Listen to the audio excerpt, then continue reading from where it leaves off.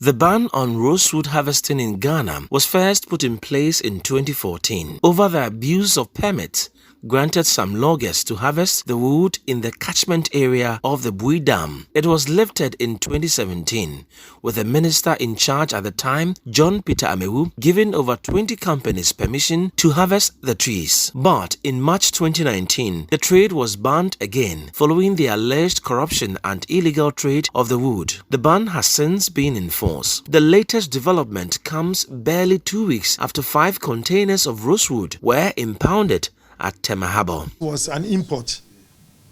The tip-off happened when they were trying to go through their declaration. Because then what will happen is that the container will be opened. Fortunately, we have at the port personnel from the national security apparatus. They stand behind and watch what is happening. So once they realized it was wood, and they too realized it was coming from outside into Ghana, alarm bells started ringing. The Deputy Minister of Lands and Natural Resources in charge of forestry, Benito Owusu-Biu, who led the team, disclosed the culprits are the same people behind the 5 containers impounded 2 months ago. He described the operation as a major breakthrough.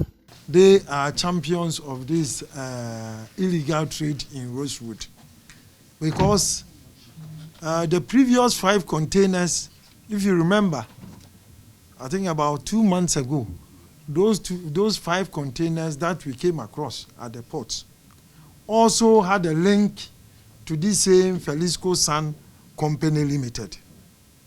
But those ones were domestic wood. Yeah, so they were from Ghana.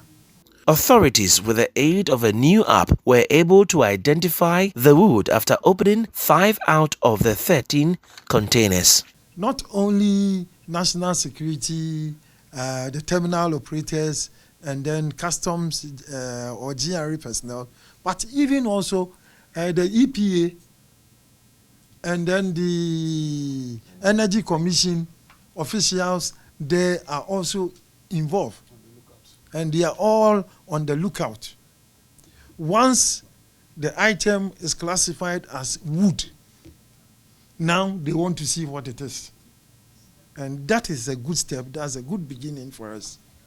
And should this continue, we know that we'll be able to reduce, or if possible, even eradicate the trade in rosewood until the nation decides otherwise. The Lands and Natural Resources Ministry says it is collaborating with the other state agencies to make sure they clamp down on the import and export of rosewood. Kujo Ajman for Citi News.